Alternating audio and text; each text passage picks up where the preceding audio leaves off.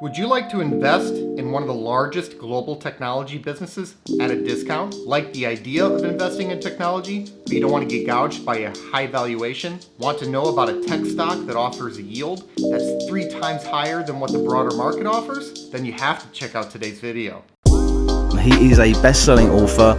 30-year-old Jason Fieber has a plan. This guy retired at only 33 years old. I don't know if I know too many people that have accomplished something like that. He's really kind of a guru when it comes to passive income. Before I get into today's content, please give us a big thumbs up if you find value in our videos. Helps us to get the word out and grow the channel, and I'd really appreciate it. I want to tell you about a high-quality stock that pays big, growing, reliable dividends. These growing dividends are funded by growing profit because this business is providing high-end hardware, software, and technology services to customers all over the globe. In a world that's becoming increasingly digitized, investors simply cannot ignore technology companies, especially technology companies that have a lengthy track record of adapting to changing tech trends. I've personally invested in stocks just like this one on my way to going from below broke at age 27 to financially free at 33. Best of all, the stock looks undervalued right now. Price is what you pay, but value is what you get. Why is that important? Because buying a dividend growth stock when it's undervalued should provide for a higher yield, greater long-term total return potential, and reduced risk. With this in mind, I want to share with you an opportunity I recently came across in shares of International Business Machines Corp, which appear to be trading at a significant discount today. International Business Machines Corp, stock ticker IBM, is an information technology company engaged in creating value and solving problems for clients. They provide software, hardware, and technology service solutions along with related financing. Founded in 1911, IBM is now a $105 billion by market cap global IT player, employing over 350,000 people. The company operates across 5 business segments: global technology services, 35% of fiscal year 2019 revenue, cloud and cognitive software, 30%, global business services, 22%, systems, 10%, and global financing, 3%. What's really impressive and unique about IBM is that it's a technology company with a history dating back more than 100 years. While it's not uncommon to see, say, a consumer products company that's been around for a century, I don't know of any other major technology company that has been able to last this long. Technology simply changes too much and too fast for most businesses to remain relevant, and that's really the crux of the matter here. IBM has long been so investable for such a long time because of its ability to adapt. The company has proven over and over again that it can and will shift when the time comes. I mean, we're talking about a business model that used to specialize in electric tabulating machines. They went from that to mainframes. That's no small leap. Well, now they're shifting once more. This time, it's a shift to hybrid cloud and data. In fact, they're shifting so hard, they're making one of the biggest moves they've ever made. IBM is splitting the business and spinning off their managed infrastructure services into a new company. This is in order to streamline operations and focus on its hybrid cloud strategy after it acquired leading hybrid cloud provider Red Hat for $34 billion in 2019. New CEO Arvind Krishna sees a very different IBM of 10 years from now than the one that existed 10 years ago. This willingness and ability to adapt is a hallmark of IBM. Another hallmark of IBM is paying out a large, growing dividend. In fact, they've increased their dividend for 25 consecutive years. The 10-year dividend growth rate is 11.6%, but more recent dividend increases have been much smaller in nature, coming in at a low single-digit rate. Even with slowing growth, there's a lot to like about the dividend. That's largely because the stock yields a juicy 5.5% here. This yield is 3 times higher than the broader market's yield. It's also more than 130 basis points higher than the stock's own 5-year average yield.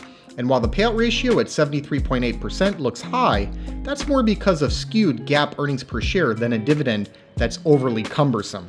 To that point, IBM remains a free cash flow machine, and the $11.9 billion in fiscal year 2019 free cash flow easily covers the dividend. By the way, dividend growth investors shouldn't fear the upcoming spinoff, as the combined businesses will pay no less than IBM's current dividend. Looking at business growth, the company's revenue has decreased from $99.870 billion in fiscal year 2010 to $77.147 billion in fiscal year 2019. A decrease in revenue is generally not what I like to see, and declines in some of their legacy businesses such as mainframes have been concerning.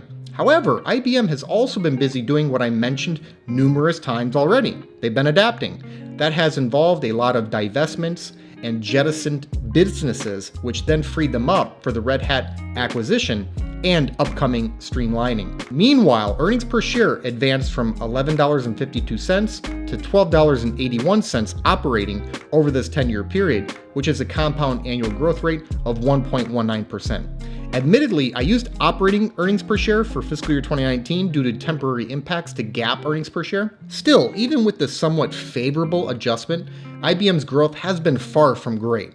The fact that they grew the bottom line at all is a testament to huge buybacks. The outstanding share count is down by 30% over the last decade. One could argue they should have spent less money buying back shares and instead directed that capital toward a process of adapting to the future even earlier.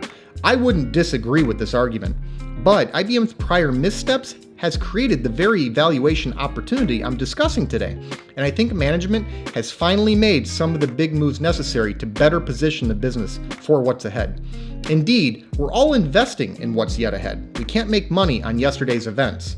Looking forward, CFRA has no forecast for IBM's earnings per share over the next 3 years. This is the odd large cap stock where CFRA currently has no earnings per share growth projection. I think this might be due to the fact that IBM's recent GAAP earnings per share have been unusually lumpy. In addition, the pandemic has created a lot of comparability problems. That said, CFRA does have a forecast for near-term free cash flow growth. They believe free cash flow will grow by 4.5% in fiscal year 2021 over fiscal year 2020, citing strong growth in their cloud offerings, expanding gross margin, and solid backlog trends. On the flip side, earnings per share should see a boost from an abatement of recent headwinds, which include currency, divestitures, and non-cash adjustments. I think a low single-digit bottom line growth rate, which would be somewhat in line with recent dividend increases, is a reasonable expectation from IBM at this point, assuming the streamlining works as planned. Frankly, that would be an improvement from some tough years of late where the company was registering year-over-year decreases in profit, and this kind of growth would be more than enough to paint a pretty picture as it relates to total return, as you're pairing that growth with that 5.5% yield. Moving over to the balance sheet, they have an okay financial position. The balance sheet has debt, but I don't think it's overly onerous, and the situation will look better when GAAP results bounce back. The long-term debt-to-equity ratio of 2.6 looks high, mostly because of so much treasury stock weighing on common equity. An interest coverage ratio of 6.5 is good, but I think this will move higher when EBT rebounds to normal levels. Profitability is pretty solid, although mild margin compression is a concern. However, I'm confident this will improve after the streamlining and normalization of business. Over the last 5 years, the firm has averaged annual net margin of 12.29% and annual return on equity of 61.40%. Return on equity is juiced by the balance sheet though. There's definitely a lot to like about IBM as a long-term investment. The expectations are low, and the business doesn't have to do much to surprise to the upside. This stock reminds me a little bit of where Microsoft Corporation stock was at back in 2014, just in terms of new management, low expectations, and a big upcoming move to cloud. Meantime, investors are collecting a yield that's about 3 times higher than what the broader market offers. And with technological know-how, patents, switching costs, and global scale, there are competitive advantages in place to protect the business. Of course, there are risks to consider. Regulation, litigation, and competition are omnipresent risks in every industry. Competition is particularly brutal in technology, and new competition is sprouting up all the time. Technology also changes fast. IBM's large size can work against them in some ways. It takes time to move a big ship like this. The big transition to a more sticky, higher margin, hybrid cloud business appears to be a great strategy, but there is tremendous near-term execution risk. The future of the company is kind of riding on this bet. And with a moderately high debt load, IBM will have less opportunities in the near term to acquire or pivot further. Even with these risks in mind, I still think this stock makes a lot of sense as a long-term investment. That thesis is backed by an exceptionally low valuation, with the stock down 25% from its 52-week high. The stock is now available for a price-to-earnings ratio of 13.3. Now, this is a stock that's been cheap for a while. The 5-year average PE ratio is 14.5. However, earnings have been depressed, and this is well off of where the broader market's earnings multiple is at. Moreover, the price-to-cash flow ratio of 6.6 is well below the stock's own 3-year average price-to-cash flow ratio of 8.5. And the yield, as noted earlier, is significantly higher than its own recent historical average. I valued shares using a dividend discount model analysis. I factored in an 8% discount rate due to the high yield and a long-term dividend growth rate of 3%. That dividend growth rate might be a bitter pill to swallow for long-time IBM shareholders who have become accustomed to generous dividend raises, but I think the debt load, executional risk, and declining legacy businesses all point to a realignment of expectations regarding future dividend growth. On the other hand, this is setting the bar extremely low, and if their new strategy pans out even half as well as it has for some of the competition, IBM could do very, very well.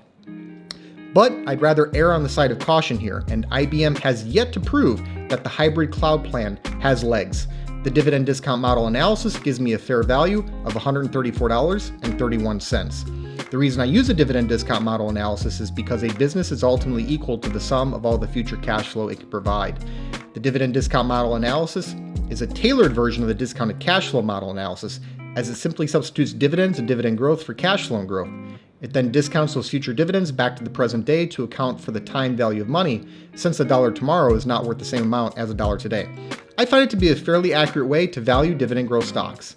Morningstar rates IBM as a 3-star stock with a fair value estimate of $125. CFRA rates IBM as a 4-star buy with a 12-month target price of $144. I came out right in the middle this time. Averaging the 3 numbers out gives us a final valuation of $134.44, which would indicate the stock is possibly 15% undervalued. Here's the bottom line, guys. International Business Machines Corp is a technology giant that has shown a unique ability to adapt time and time again.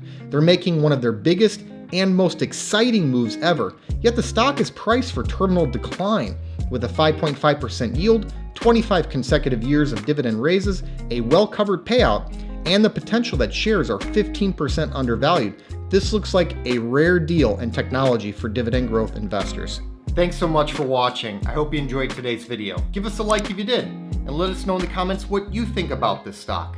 Please make sure to subscribe to the channel and ring that notification bell so that you don't miss out on new content. Also, take a look at the description box below for some important links, including a link to my personal stock portfolio.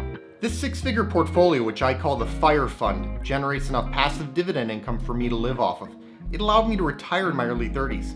I've made my portfolio entirely accessible over at Patreon, and I also post alerts there whenever I buy or sell a stock. I put my money where my mouth is, and I'm often invested in the same high-quality dividend growth stocks that I make videos on. Over the years, I've heard from thousands of investors who have been profiting from many of the same exact stocks that I own.